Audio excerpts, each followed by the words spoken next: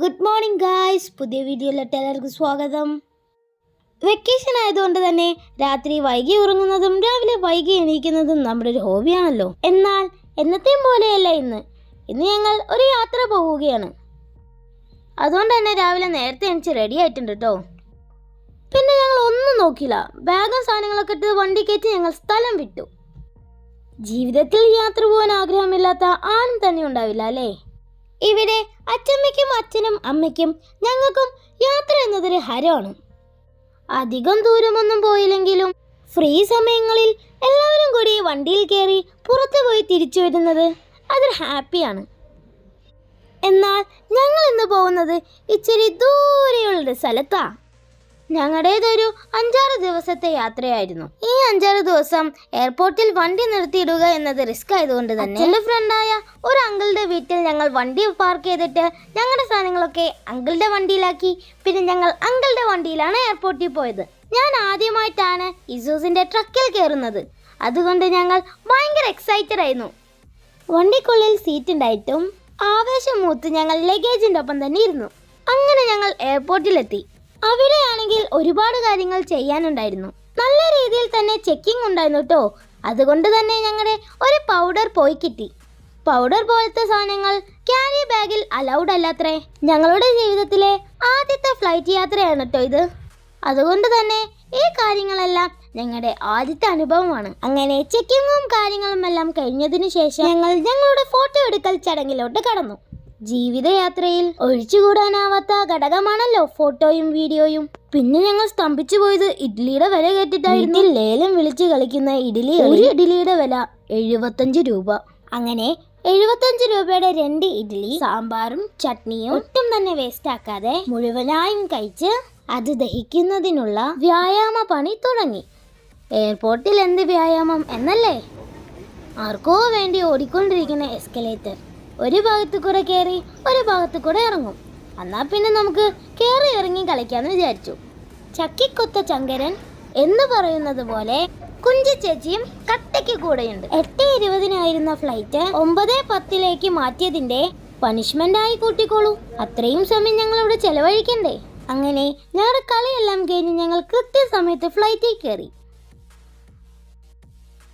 ഒരുപാട് നേരം പുറത്തത്തെ കാഴ്ചകളും എയറോപ്ലെയിനും കണ്ടിരുന്നു.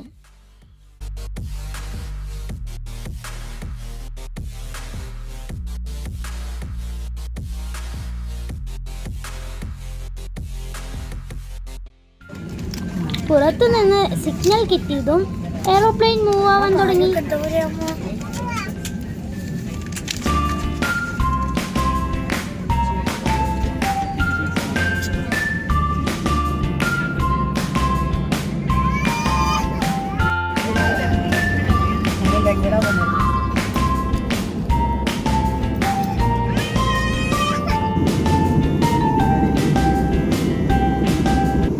അങ്ങനെ നീണ്ട 3 മണിക്കൂറുകൾക്ക് ശേഷം ഞങ്ങൾ ഡൽഹിയിലെത്തി.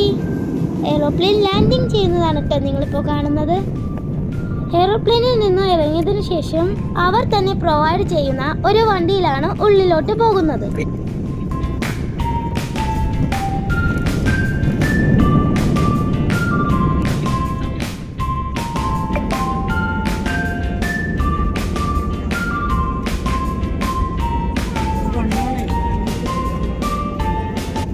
അങ്ങനെ നമ്മുടെ വിമാനം ലാൻഡ് ചെയ്തിട്ടുണ്ട്.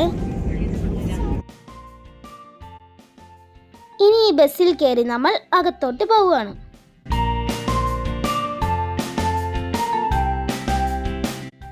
അവിടെ ചെന്ന് ഞങ്ങൾ ബാഗും പെട്ടിയും എല്ലാം കളക്ട് ചെയ്തു. ഇനി ഞങ്ങളെ പിക്ക് ചെയ്യാൻ വേണ്ടിയിട്ട് വേറൊരു വണ്ടി വരുന്നുണ്ട്. 5 മിനിറ്റ് പോലും ഒതുങ്ങിയിരിക്കാൻ പറ്റാത്ത ഞങ്ങൾ അടുത്തിരുന്ന ഒരു ട്രോളി ബാഗ് എടുത്ത് പിന്നെ അതിലായിരുന്നു കളി. ബാഗും പെട്ടിയും എല്ലാം കയറ്റി വെക്കുന്ന സമയത്ത് കുഞ്ഞുനും കയറ്റി വെച്ച് പിന്നെ അത് ഉന്തി കളിക്കലായിരുന്നു പണി.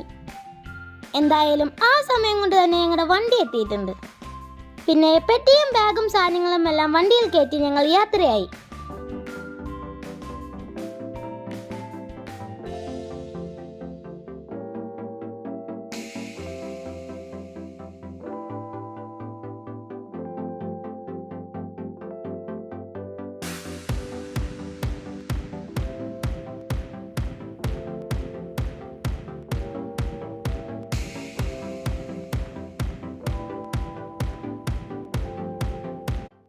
യാത്രാമധ്യേ വിശപ്പിന്റെ വിളി എല്ലാവർക്കും വന്നതുകൊണ്ട് തന്നെ എല്ലാവരും കൂടി ഭക്ഷണം കഴിക്കാൻ തീരുമാനിച്ചു.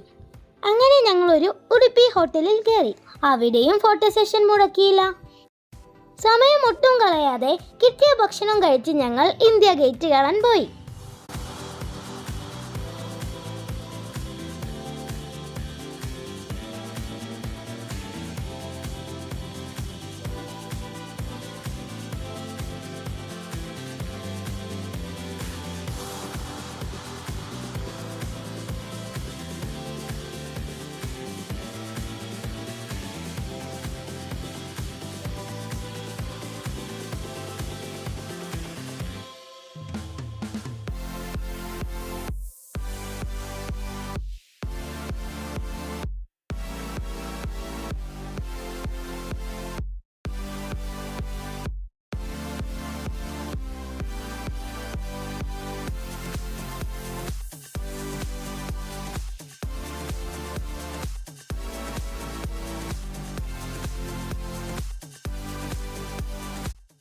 Finally, we reached our first destination.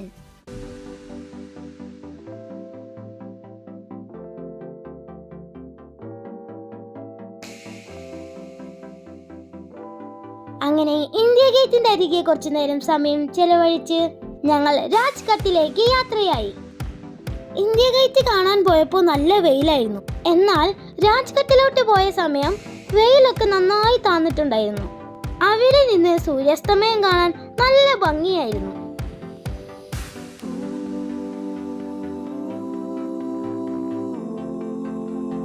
അകത്തേക്ക് പ്രവേശിക്കണമെങ്കിൽ ആദ്യം നമുക്ക് ചെരുപ്പുകൾ അയച്ചു വെക്കേണ്ടതുണ്ട്. വളരെ ശാന്തമായ പ്രദേശമാണ് അത്. യാതൊരു വിധത്തിലുള്ള ശബ്ദവും അവിടെ ഉണ്ടാവാൻ പാടില്ല. ആകെ രഘുപതി രാഘവ രാജാറാം എന്ന പാട്ട് മാത്രം കേട്ടുകൊണ്ടിരിക്കും.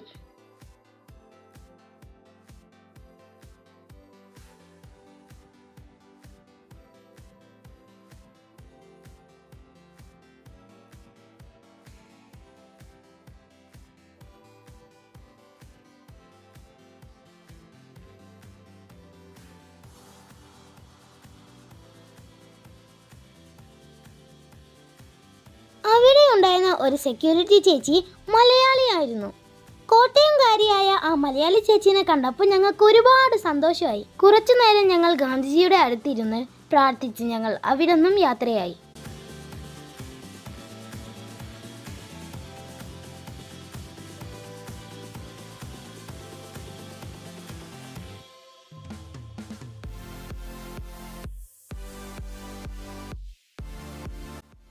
റോട്ടിൽ നല്ല ട്രാഫിക് ആയിരുന്നു കേട്ടോ. ഒരു കാര്യം പറയാൻ വിട്ടുപോയി. റോഡിന്റെ നടുഭാഗത്ത് കുറെ ചെടികൾ വെച്ചിട്ടുണ്ടെങ്കിലും അവിടെയെല്ലാം മാലിന്യങ്ങളാണ്. ഒരു ഭാഗത്ത് നിന്ന് അതെല്ലാം നീക്കം ചെയ്യുന്നുണ്ടെങ്കിലും നിലവിൽ ഡൽഹി ക്ലീൻ ആയിട്ടില്ല. ഇനി അങ്ങോട്ടൊരു നീണ്ട യാത്രയാണ്. നേരം പുലരുമ്പോഴേക്കും ഞങ്ങൾ ലക്ഷ്യസ്ഥാനത്തെത്തും.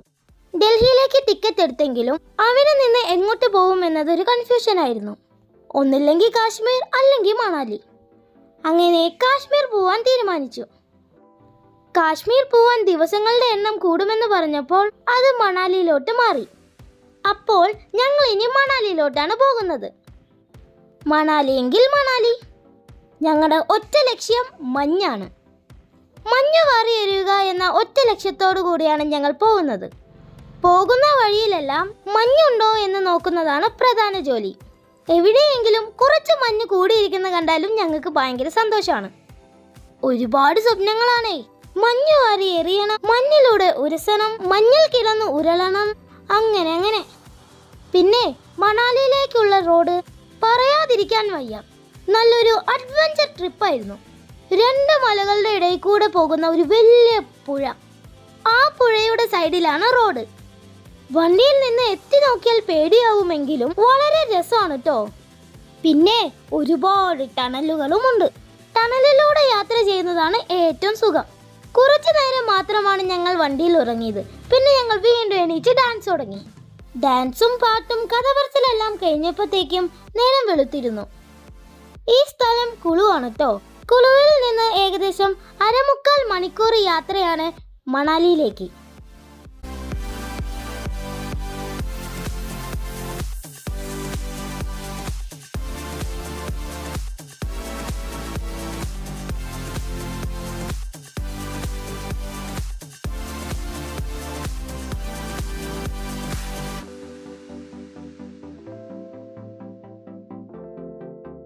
അങ്ങനെ നമ്മുടെ നീണ്ട യാത്രയ്ക്ക് ശേഷം നമ്മളുടെ റൂമിലേക്ക് എത്തിച്ചേർന്നിട്ടുണ്ട്. ഈ കാണുന്ന ബിൽഡിങ്ങിലാണ് ഞങ്ങളുടെ റൂം ഉള്ളത്. വേഗം തന്നെ വണ്ടിയിൽ നിന്നും ബാഗും സാധനങ്ങളുമെല്ലാം പുറത്തെടുത്ത് ഞങ്ങൾ റൂമിലേക്ക് പോയി.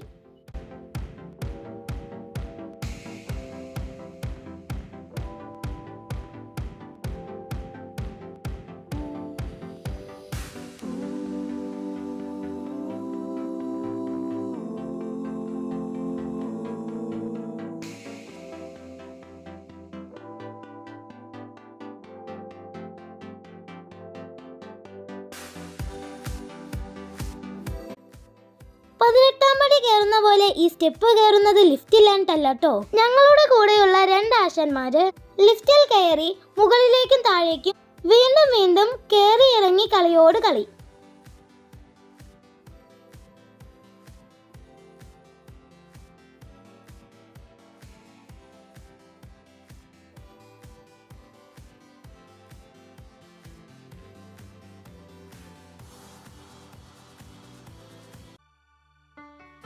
അപ്പോ ഇതാണ് ഇനി ഞങ്ങൾ 2 ദിവസം താമസിക്കാൻ പോണ റൂം. ഇതിന്റെ ബാൽക്കണിയിൽ നിന്നുള്ള കാഴ്ച അതിമനോഹരമായിരുന്നു.